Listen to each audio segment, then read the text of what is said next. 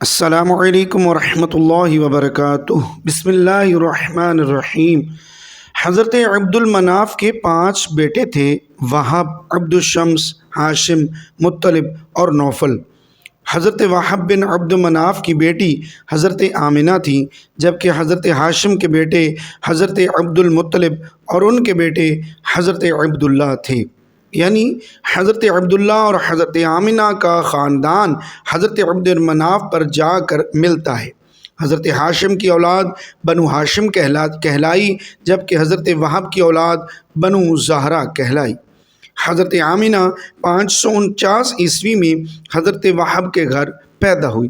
آپ بچپن سے بے حد ذہین، حسین اور طاہرہ تھیں۔ جیسے جیسے آپ پرورش پاتی رہیں، ویسے ویسے آپ کی پاک بازی اور اعلیٰ ترین سیرت و کردار کے چرچے عام ہوتے چلے گئے۔ آپ حسن سیرت اور حسین صورت کا بے مثل نمونہ تھی۔ بنو زہرہ چونکہ قریش کی ہی ذیلی شاخ تھی، تو حضرت وہب کو ان کی لاڈلی بیٹی حضرت آمنہ کے لیے قریش کے مختلف سرداروں اور ان کے بیٹوں کے رشتے آنے لگے۔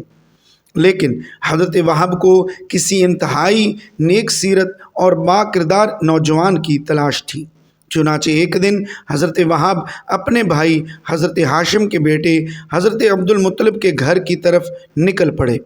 راستے میں وہ ایک عجیب و غریب منظر دیکھتے ہیں۔ آپ نے دیکھا کہ کوئی 70 کے قریب تلوار باز اور نیزہ بردار لوگ ایک نوجوان کو گھیر کر کھڑے ہیں۔ دور سے ہی یہ منظر دیکھ کر حضرت وہب ایک درخت کی اوٹ میں کھڑے ہو جاتے ہیں۔ آپ دیکھتے ہیں کہ اچانک آسمان سے کوئی عجیب مخلوق اس اکیلے نوجوان کی مدد کے لیے اترتی ہے، اور نوجوان ان 70 تلوار بازوں سے محفوظ ہو جاتا ہے۔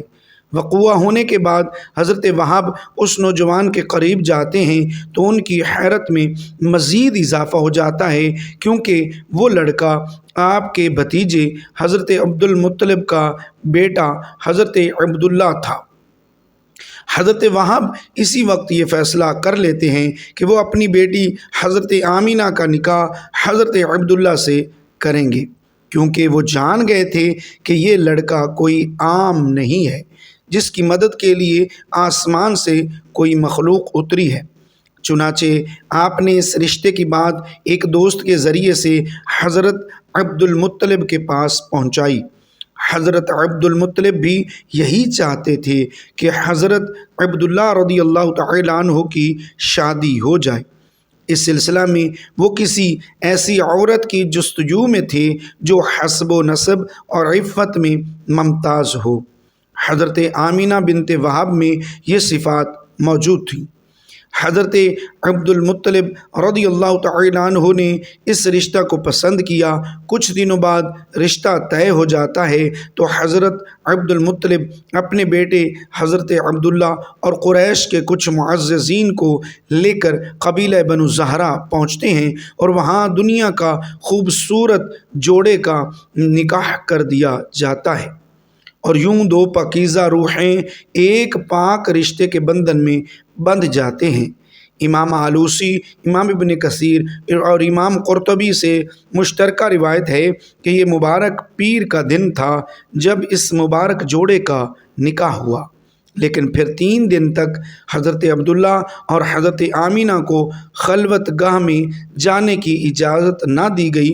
اس کی ایک تو وجہ یہ تھی کہ حضرت جبرائیل امین علیہ السلام نے حضرت عبداللہ کو بتایا تھا کہ شب زفاف جمعرات کا دن ختم ہونے کے بعد شب جمعہ کو ہوگی، اور دوسری وجہ یہ بتائی جاتی ہے کہ یہ مکہ کے قبیلوں کا رواج تھا کہ شادی کے پہلے 3 دن تک نئے نکاح شدہ جوڑے کو تنہا نہ چھوڑا جاتا۔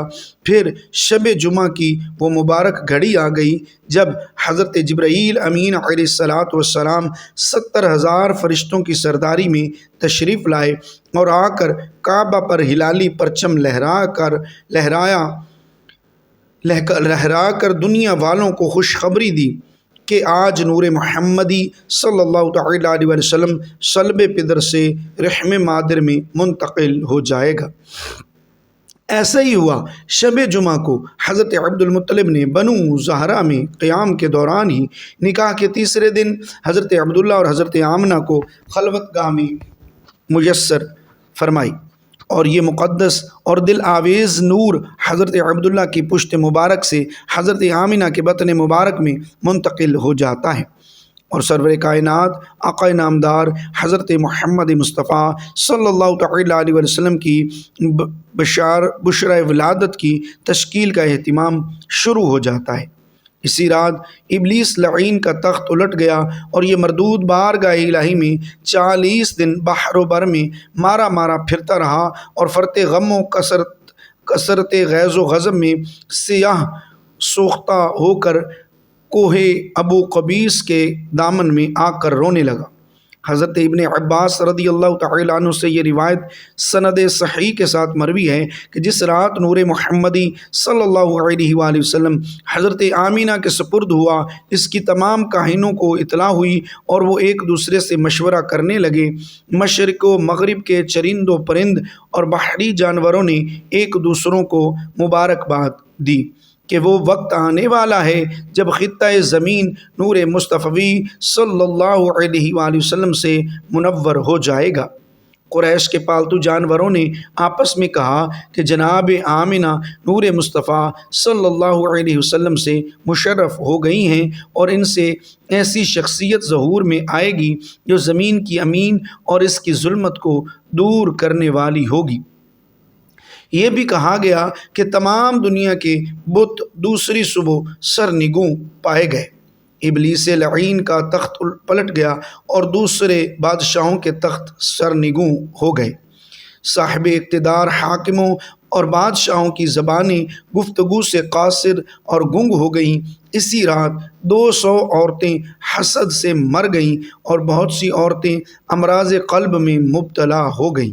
اللہ نے اپنے محبوب نبی صلی اللہ علیہ وسلم کو اس حال میں دنیا میں بھیجا کہ آپ کی آمد سے پہلے ہی آپ کے شفیق والد حضرت عبداللہ رضی اللہ تعالیٰ عنہ اس دنیا سے کوچ فرما چکے تھے۔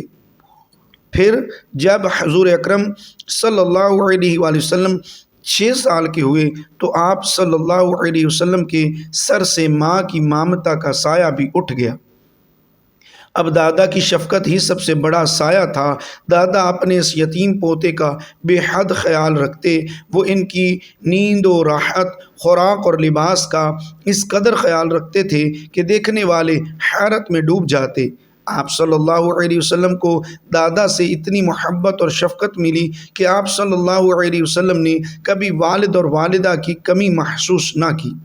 ناظرین، یہ اسی دور کی بات ہے کہ جب 70 سال بعد یمن کو سیف خمیری نے حبشیوں کے قبضے سے چھڑا کر وہاں پر اپنی حکومت قائم کی۔ سیف خمیری کی اس کامیابی سے پورا عرب خوش تھا۔ اس کی بڑی وجہ یہ تھی کہ یہ حبشی ہر طرح سے مکہ والوں سے دشمنی مول لیتے تھے، اور یہی وہ حبشی تھے جنہوں نے ابراہ کا ساتھ دیا جب اس نے مکہ پر حملہ کیا تھا۔ خیر، مکہ سے ایک وفد یمن کے نئے بننے والے بادشاہ سیف خمیری کو مبارکباد دینے کے لیے روانہ ہوا۔ اس لشکر کی قیادت نبی کریم صلی اللہ تعالیٰ علیہ وسلم کے دادا جان حضرت عبد المطلب رضی اللہ تعالیٰ عنہ کر رہے تھے۔ جب یہ وفد یمن پہنچا اور بادشاہ کو اس وفد کی آمد کے متعلق بتایا گیا تو بادشاہ نے کہا کہ وہ کل اس وفد سے ملاقات کرے گا۔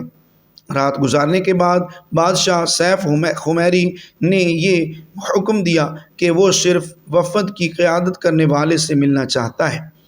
چنانچہ حضرت عبد المطلب اس کے دربار میں پیش ہوئے تو بادشاہ نے سارے درباریوں کو کہا کہ ہم دونوں کو اکیلا چھوڑ دیا جائے۔ اس کے بعد بادشاہ کہنے لگا، ہماری کتابوں میں لکھا ہے کہ مکہ کی سرزمین پر ایک ایسا بچہ پیدا ہوگا کہ جس کے دونوں کندھوں کے درمیان بالوں کا ایک گچھا ہوگا، اس کا نام محمد رکھا جائے گا۔ وہ یتیم ہوگا اور اپنے دادا کی کفالت میں ہوگا، اور ہمارے علماء کے مطابق یہی وہ وقت ہے۔ کیا آپ نے ایسا بچہ دیکھا ہے؟ حضرت عبد المطلب فرمانے لگے، ہاں، میرے پوتے میں یہ سب خصوصیات موجود ہیں۔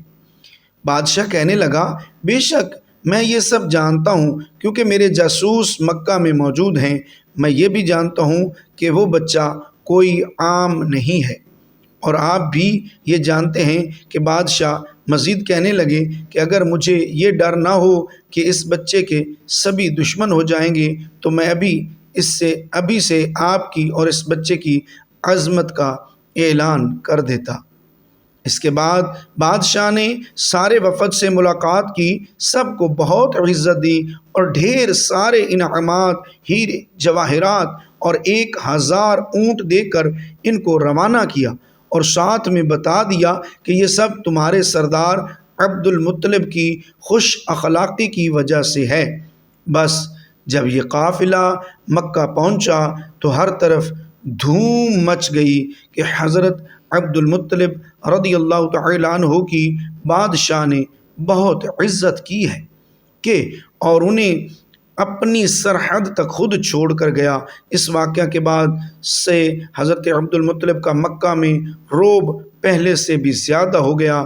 بے شک اس واقعہ سے پہلے بھی خاندان نبوی مکہ میں بہت عزت والا تھا، لیکن اس واقعہ کے بعد مکہ کے لوگ حضرت عبد المطلب کے رعب تلے دب گئے۔ حضرت عبد المطلب کا زندگی بھر کا معمول تھا کہ وہ سونے کے وقت میں کوئی ان کی خوابگاہ کے اندر نہیں آ سکتا تھا، نہ ہی کوئی ان کے بستر پر بیٹھنے کی جرت رکھتا تھا۔ اب ننھا محمد صلی اللہ تعالیٰ علیہ وسلم صرف ان کی خوابگاہ کے اندر جا سکتا تھا، بلکہ اپنے اس پوتے کے بغیر وہ خوابگاہ سردار قریش کو گوارا ہی نہ تھی۔ وہ اپنے سارے معمولات کو ترک کر کے حضور صلی اللہ تعالیٰ علیہ وسلم کو اپنے ساتھ سلاتے اور ان کی ہر خواہش پوری کرتے۔ حضور صلی اللہ علیہ وسلم کے بچپن میں بعض حیران کن واقعات پیش آئے۔ انہی میں سے ایک واقعہ سیرت نگاروں نے لکھا۔ اس کے مطابق بنو مدلج کے لوگ کھوج لگانے کے ماہر تھے۔ جس شخص کا پاؤں ایک بار بھی دیکھا ہوتا، زمین پر اس کے نقوش پاک دیکھ کر وہ فوراً پہچان لیتے تھے کہ یہ اسی کے نقوش ہیں۔ ایک مرتبہ یہ لوگ مکہ میں آئے تو انہوں نے عبد المطلب سے ملاقات کے دوران کہا، اپنے اس بچے کی بہت حفاظت کرنا، کیونکہ یہ عام بچہ نہیں ہے، اس کے قدم سے زیادہ مقام ابراہیم پر لگے قدم سے مشابہ کسی شخص کا قدم ہم نے کبھی نہیں دیکھا۔ ناظرین، حضرت محمد صلی اللہ تعالیٰ علیہ وآلہ وسلم کی عمر مبارک جب 8 سال ہوئی تو اللہ پاک کی طرف سے ایک اور آزمائش آ گئی۔ آپ کے دادا جان کا آخری وقت اہل و عیال حضرت عبد المطلب کے گرد جمع ہیں۔ عربوں کی یہ روایت تھی کہ جب بھی کوئی بزرگ موت کے قریب ہوتا تو وہ اس کی شان میں اشعار پڑھتے تھے، اس لیے سب اپنے اپنے اشعار پیش کر رہے تھے۔ حضرت عبد المطلب کی آنکھیں نقاہت کی وجہ سے بند ہو رہی تھیں۔ تمام اہل و عیال کو حضور صلی اللہ علیہ وسلم کے ساتھ حسن سلوک کی وصیت فرمائی۔ خصوصی طور پر جناب ابو طالب کے ہاتھ میں حضور نبی کریم صلی اللہ تعالیٰ علیہ وسلم کا ہاتھ دے کر فرمایا، اے میرے بیٹے، سن لے اور یہ ذہن نشین کر لو کہ یہ کوئی عام نہیں بلکہ اللہ کا خاص بندہ ہے، جس کے قدم کے نشان ہمارے جد امجد ابراہیم کے قدموں کی تصویر ہیں۔ اب میرا بیٹا تمہاری تحویل اور کفالت میں ہوگا، اس کا خاص خیال رکھنا۔ سبھی خاندان والے سن رہے تھے اور غم سے نڈال تھے۔ اللہ تعالیٰ نے حضور صلی اللہ علیہ وآلہ وسلم کی مدد فرمائی اور ان ظالموں کی سازشوں کو ناکام کر دیا۔ مکہ کے کافروں نے بیچارے کمزور مسلمانوں کو اپنا نشانہ بنایا اور ان کو تڑپا تڑپا کر دل کی بھڑاس نکالنے لگے۔ اس کام میں مکہ والے تنہا نہ تھے بلکہ بہت سے دوسرے قبیلے والے بھی ان کا ساتھ دیا کرتے تھے۔ دن بدن ان کے ظلم و ستم بڑھتے ہی جا رہے تھے۔ ان میں کچھ ایسے بھی بے رحم تھے کہ جن کے سینوں میں دل ہی نہیں تھا بلکہ پتھر کے ٹکڑے تھے۔ ان لوگوں نے بے بس مسلمانوں کو قید کر کے بہت مارا پیٹا۔ بھوکا پیاسا رکھا، مکہ کی تپتی ریت پر لٹا کر لوہے کے گرم سلاخوں سے داغا۔ انہی بے بس مسلمانوں میں حضرت عمار بن یاسر رضی اللہ تعالی عنہ بھی تھے کہ جن کو مکہ کے ظالم لوہے کی زرہیں پہنا کر دھوپ میں لٹا دیتے اور اس تپتی زمین پر انہیں اتنا زیادہ مارتے کہ وہ بے ہوش ہو جاتے۔ انہیں کمزور مسلمانوں میں حضرت خباب بن ارت رضی اللہ تعالی عنہ بھی تھے کہ جن کے سر کو لوہے کی گرم سلاخوں سے داغا جاتا۔ ایک دن تو ظالموں نے حد کر دی کہ کوئلہ دہکا کر اس پر حضرت خباب کو لٹا دیا اور یہاں تک کہ وہ کوئلہ ان کے خون سے ٹھنڈا پڑا۔ انہی مظلوم مسلمانوں میں حضرت بلال حبشی رضی اللہ تعالی عنہ بھی ہیں کہ جو امیہ بن خلف کے غلام تھے۔ جب حضرت بلال رضی اللہ تعالی عنہ نے اسلام قبول کیا تو ان کے مالک نے ان کا کھانا پانی بند کر دیا، اور پھر جب حضرت بلال حبشی رضی اللہ تعالی عنہ بھوک پیاس سے بے حال ہو جاتے تو ٹھیک دوپہر کے وقت وہ ظالم حضرت بلال حبشی رضی اللہ تعالی عنہ پر گرم تپتی چٹان رکھ کر انہیں دھوپ میں لٹا دیتا تاکہ وہ اسلام کو چھوڑ دیں، لیکن حضرت بلال حبشی رضی اللہ تعالی عنہ ان سبھی تکلیفوں کو برداشت کرتے اور اپنی زبان سے صرف ایک ہی لفظ کہتے کہ میرا اللہ صرف ایک ہے، اس کے علاوہ کوئی دنیا کا مالک نہیں۔ حضور صلی اللہ تعالی علیہ وسلم جب بھی حضرت بلال حبشی رضی اللہ تعالی عنہ کے پاس سے گزرتے تو ان کی ایسی تکلیفیں دیکھ کر آپ صلی اللہ علیہ وسلم کی آنکھوں میں آنسو بھر آتے اور پھر حضرت بلال حبشی رضی اللہ تعالی عنہ سے فرماتے کہ اے بلال صبر کرنا، اللہ تمہیں اس کا بہتر بدلہ عطا فرمائے گا۔